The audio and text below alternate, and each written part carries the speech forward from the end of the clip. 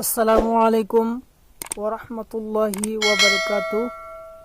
বন্ধুসকল, মই আজি এটা তাবিজৰ ওপৰত কথা পাতিবলৈ গৈ আছোঁ। ইনশাআল্লাহ আপোনালোকৰ গোটেইখিনি কাম হৈ যাব। আল্লাহৰ হুকুম, আপোনালোকে আল্লাহৰ ওপৰত ভৰসা ৰাখি এবাৰ কৰি চালে আপোনালোকৰ ওপৰত কামটো হৈ যাব। যে আজি কম, যদি আপোনাক কোনোবা ছোৱালীয়ে এৰি থৈ গৈছে, অৰ্থাৎ আপোনাৰ গাৰ্লফ্ৰেণ্ড হওক বা আপোনাৰ কইনা হওক, আপোনাক এৰি কেনে আপোনাৰ পৰা আঁতৰি গৈছে বা আপোনাক ভাল নাপায়, আপোনাক মহব্বত নকৰে, তেনেহ'লে আপুনি আকৌ আগৰ দৰে তেওঁক কেনেকৈ কৰিব, তেওঁক কি কৰিব? এইটো কিন্তু কোনো বেয়া হাতত আপোনালোকে ব্যৱহাৰ নকৰিব। যদি বেয়া হাতত ব্যৱহাৰ কৰে তেনেহ'লে আপোনালোকৰ এইটো ওলোটা হ'ব। মই আপোনালোকক সম্পূৰ্ণ হিচাপে বুজাই দি আছোঁ। আপোনালোকে এই তাবিজটো কেনেকৈ লিখিব আৰু ক'ত কিদৰে পাব, যদি আপোনালোকক লাগে মোৰ লগত কণ্টেক্ট কৰিব। মোৰ হোৱাটছআপ নাম্বাৰ মোৰ ডিছক্ৰিপশ্যনত দি থৈ দিম। আপোনালোকে তাৰ পৰা মোৰ লগত যোগাযোগ কৰি আপোনালোকে গোটেইখিনি কাম কৰিব পাৰিব। পোনপ্ৰথমতে আপোনালোকে ইয়াতে আপোনাৰ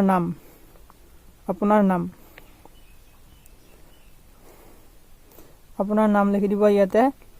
এইটো আপোনাৰ নাম ইয়াতে। তাৰপিছত যোনে নেকি আপোনাক এৰি থৈ গৈছে তাৰ নাম এইফালে, এইটো কাগজৰ এইফালে হ'ব। আপোনাক বুজাই দিছোঁ। যোনে আপোনাক এৰি থৈ গৈছে তাৰ নামটো ইয়াতে হ'ব। আপুনি ইয়াতে তাৰ নামটো লিখিব, তাৰপিছত ইয়াতে তাৰ নামটো লিখিব। মই এইটো আপোনালোকক দেখুৱাবৰ বাবে বনাইছোঁ, কিন্তু এইটো নক্সা হয়। এই নক্সাটোত আপোনালোকে আল্লাহৰ হুকুম আপোনালোকে গোটেইখিনি কাম সম্পূৰ্ণৰূপে আদায় কৰিব। তাৰপিছত দেখিব আপোনালোকৰ গোটেইখিনি কাম আল্লাহৰ হুকুম হৈ যাব। কিন্তু এই কামটো কৰিবলৈ হ'লে পোনপ্ৰথমে আপোনালোকে 2 ৰাকাত নফল নামাজ পঢ়িব লাগিব। একদম পাক পবিত্ৰ হৈ যদি এই কামটো কৰা যায় তেনেহ'লেহে এই কামটো হ'ব, নহ'লে এই কামটো নহয়। এতিয়া মই আপোনালোকক দেখুৱাই আছোঁ এইখিনি কেনেকৈ লিখিব। ইয়াত যেনেকৈ লিখা আছে গোটেইখিনি আপোনালোকৰ ইয়াতে চাই কেনে লিখিব। তাৰপিছত আপোনালোকে ধুনীয়াকৈ 2 ৰাকাত নফল নামাজ পঢ়ি আপোনালোকে তাবিজটো ধুনীয়াকৈ ল'ব। এইটো মই মেৰাত এই তাবিজটো লিখি কেনে এইটো এনেকৈ ল'ব। লৈ মেৰুৱাটো আপোনালোকক দেখাই দিছোঁ। যেনেকৈ তেনেকৈ মেৰালে কিন্তু কামটো নহ'ব। আপোনালোকে এইটো এনেকৈ মেৰাব, বিছমিল্লাহিৰ ৰহমানিৰ ৰহিম বুলি কৈ এইটো এনেকৈ মেৰাই ল'ব।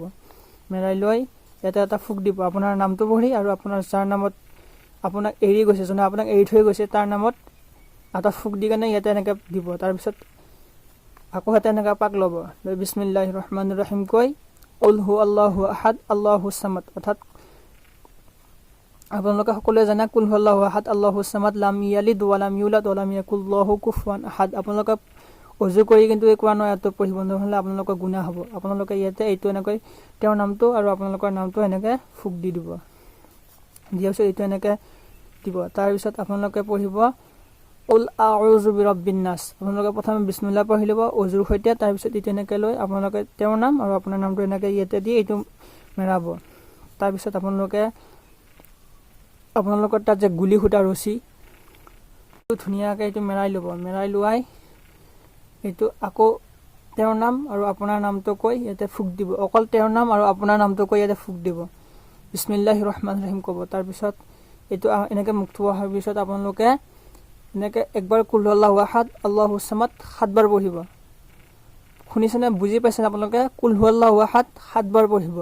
পঢ়ি এনেকৈ এটা পেজ দিব। তাৰপিছত আপোনালোকে পঢ়িব সূৰাই নাছ, অৰ্থাৎ কুল হু আল্লাহু কুল আউযু বিৰাব্বিন নাছ, এনেকৈ 7 বাৰ পঢ়ি ফুক দিব। তাৰপিছত এনেকুৱা এটা ৰছীৰে ক'লা ৰছীৰে আপোনালোকে ইয়াতে 7টা পাক দিব। মই আপোনালোক দেখুৱাই আছোঁ।